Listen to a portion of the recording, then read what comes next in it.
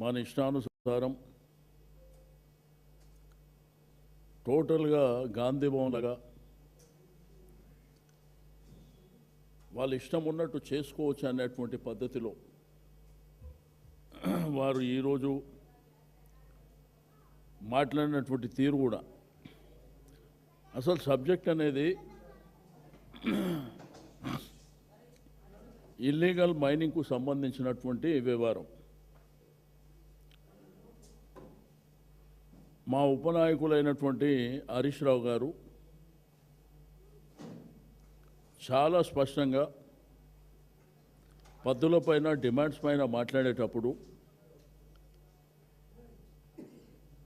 అఫీషియల్గా గవర్నమెంట్ రికార్డులను ఆధారం బేస్ చేసుకొని ఇల్లీగల్ మైనింగ్ జరుగుతుందనేది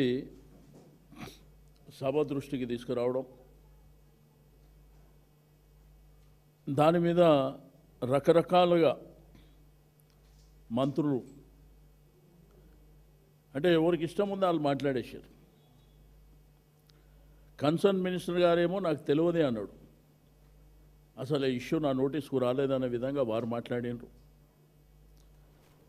అల్టిమేట్గా ముఖ్యమంత్రి గారు సిబిసిఐడి విచారణ అన్నారు. ఈ నిన్నటిది రాఘవ అనేటువంటిది కాకుండా గడిచిన 10 సంవత్సరాల నుంచి అది కూడా సిబిసిఐడి ఎంక్వైరీ. మేమల్లా డిమాండ్ చేసింది సభా సంఘం వేయాలి, హౌస్ కమిటీ వేయాలని.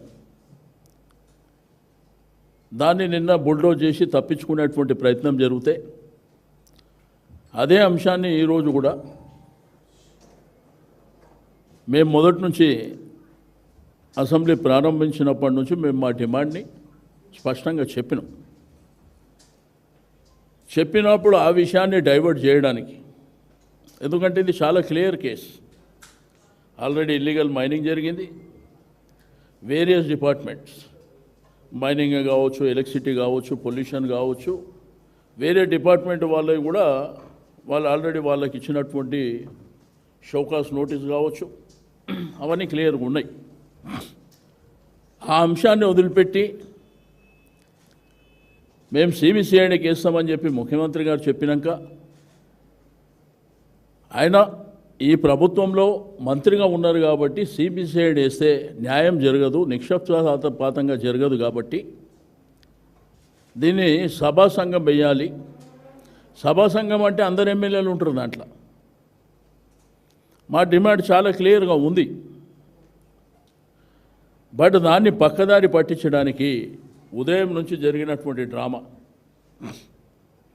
ముఖ్యమంత్రి గారు ఇప్పుడు కూడా మాట్లాడుతూ స్పీకర్ దళితుడని. అసలు మేము స్పీకర్ని దళితుడుగా భావించలే. ఒక ఉన్నతమైనటువంటి గౌరవప్రదమైనటువంటి ఆ సభాపతి స్థానంలో ఉన్న వ్యక్తిగా గౌరవించాం. అసలు వారి సబ్జెక్టే లేదు అక్కడ. నిన్న జరిగిన చర్చల్లో లేదు, ఈరోజు జరిగినటువంటి చర్చల్లో లేదు. దీన్ని కులాల కంటే కట్టేటువంటి ప్రయత్నం ముఖ్యమంత్రి గారు చేయడమే కాకుండా సభలు జరిగినటువంటి సందర్భాలలో వాళ్ళు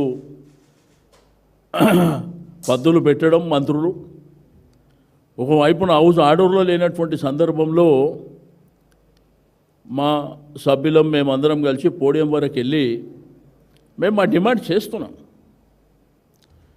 చేస్తుంటే దీన్ని మొత్తం డైవర్ట్ చేయడానికి, అంటే జరిగింది తప్పిదమని ఆల్రెడీ తేలిపోయిన తర్వాత దీన్ని ఈ అటెన్షన్ డైవర్ట్ చేయాలని స్పీకర్ గారు కడియం శ్రేయర్ గారికి, దానం నాగేందర్ గారికి, కాళే యాదయ్య గారికి మైక్ ఇచ్చాడు. 4 రోజుల కిందనే కదా మీరు తీర్పిచ్చింది వాళ్ళు మా పార్టీ వాళ్ళని. మరి మా పార్టీ వాళ్ళందరూ మేము పొడియం దగ్గర కూర్చున్నప్పుడు వాళ్ళు ఏ పార్టీ అని మీరు మైక్ ఇచ్చిర్రు, ఏ పార్టీ అని మమ్మల్ని తిట్టిపిచ్చిర్రు? అంటే డెమోక్రసీలా ప్రజలు ఇవన్నీ గమనించారనేటువంటి భావన మీకుందా? రెండోది, కడియం శ్రీహరి గారు మాట్లాడుతూ ఏదైతే భూముల మీద హౌస్ కమిటీ వేస్తున్నారు ముఖ్యమంత్రి గారు అని చెప్తూ నా ఇంటికే కూడా పీక్కోలేరు అనేటువంటి అక్కడ జరిగినటువంటి కాన్వర్జేషన్. ఇక్కడ వైపు నుంచి కౌశిక్, మీరు ఏ పార్టీ చెప్పాలి అని ఒక వైపున స్పీకర్ వైపు చూపిస్తూ, రెండో వైపున శ్రీహరి గారి వైపు చూపిస్తూ, ఆయన అఫీషియల్గా స్పీకర్ గారు వీరికేం మైక్ ఇవ్వలేదు. ఈయన స్థానం నుంచి ఈయన ఎక్కడికి పోలేదు కౌశిక్. సభ జరిగినప్పుడు ఆర్డర్లు లేనప్పుడు చాలా అంశాలు జరుగుతుంటాయి. కానీ ప్రొసీజర్స్ ఏంది, రూల్స్ రెగ్యులేషన్స్ ఏంది, మైక్ అవకాశం ఇచ్చినప్పుడు దాంట్లో ఏమైనా వల్గర్గా మాట్లాడినటువంటి సందర్భాలు వచ్చినప్పుడు ఎథిక్స్ కమిటీ అని ఇంకో కమిటీ అని చెప్పి రెఫర్ చేస్తారు. ఇప్పుడు దీని ఎథిక్స్ కమిటీ లేదు. ఫస్ట్ ఆఫ్ ఆల్ గడిచిన 2.5 సంవత్సరాల నుంచి అసెంబ్లీలో ఏ కమిటీలు లేవు. ఇక ముఖ్యమంత్రి గారు మాట్లాడుతూ బట్టి విక్రమార్క గారు పాదయాత్ర చేసినప్పటి నుంచి, అపోజిషన్ లీడర్గా ఉన్నప్పటి నుంచి, ఆయన చదువుకున్న చదువు గురించి అనేకమైనటువంటి అంశాలు మేము డిమాండ్ చేస్తున్నాం. మరి వారిని ముఖ్యమంత్రి చేయమని చెప్పి మీరు అంత గొప్పగా చెప్పిర్రు. మేము కూడా బట్టి గారు అంటే గౌరవిస్తాం కాబట్టి మీరు వారిని ముఖ్యమంత్రిగా చేయాలని చెప్పి మేము డిమాండ్ చేస్తున్నాం. మా పార్టీ తరఫున మా సంపూర్ణమైనటువంటి సహకారం కూడా ఉంటుంది. రెండోది, సభల అన్ని వర్గాలతో ఎట్లా తిట్టిపోయాలో తిట్టిపించారు.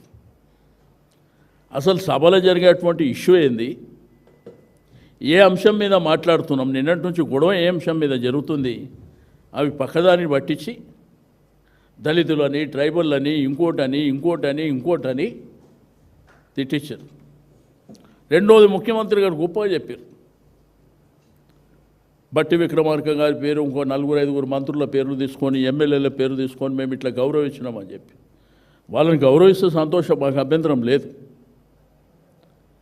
కానీ ఏదైతే వెనుకబడిన తరగతుల పద్దుల విషయంలో మీరు ఇచ్చిన హామీ ఏంది, మీరు ఖర్చు పెడుతుంది ఎంత అని మేము చాలా క్లియర్గా అడిగినాం. 4-5 పదవులే కాదు, సమాజం అంతా సంతోషంగా ఉండాలి కదా, దాన్ని డైవర్ట్ చేయడానికే ఈ టాక్టిక్స్. దళితులకు సబ్ ప్లాన్ ఇంప్లిమెంట్ చేయమంటే అది చేయకుండా ఈ డైవర్షన్. మరి అదేవిధంగా గిరిజనులకు, రెండోది, ఇంత గొప్పగా మాట్లాడేటువంటి మీరు మరి రైతులకు, దళితులకు దళిత బంధు, దళిత భరోసా 12 లక్షలు దళిత బంధు మేము పెడితే అంబేద్కర్ అభయాస్త్రం అని చెప్పి అంబేద్కర్ అభయాస్త్రం అని పెట్టి మరి ఏమైంది మీ 2.5 సంవత్సరాలలో? అది లేదు. గిరిజనులకు సబ్ ప్లాన్ పెడతామన్నారు, అది లేదు. అంకల గారడి చూపించేదేమో 1000 కోట్లు, ఖర్చు పెట్టేదేమో వందలలో కూడా లేనటువంటిది నేను చాలా క్లియర్గా మొన్న చెప్పిన. రెండోది, కౌశిక్ ఆయన స్పీకర్ గారు పర్మిషన్ ఇవ్వలే, ఆయన మాట్లాడలే. ఏదో అక్కడ ఉన్నప్పుడు మరి మీరు అఫీషియల్గా ముఖ్యమంత్రి గారు పండబెట్టి మమ్మల్ని తొక్కుతా అంటే మరి ఎథిక్స్ కమిటీ పంపించాలి కదా, అది కూడా పంపించాలి కదా దయచేసి. నేను లెజిస్లేచర్ అఫేర్ మినిస్టర్ గారికి చెప్తున్నా, మీరైతే రెఫర్ చేసినరో మరి పండబెట్టి దొక్కుడు, గోటీలు ఆడుకునుడు, మరి పేగులు తీసి మెడలు వేసుకున్నాడు, ఇవన్నీ కూడా ఎథిక్స్ కమిటీ పంపేయండి. సభా గౌరవం గురించి, సభా మర్యాదల గురించి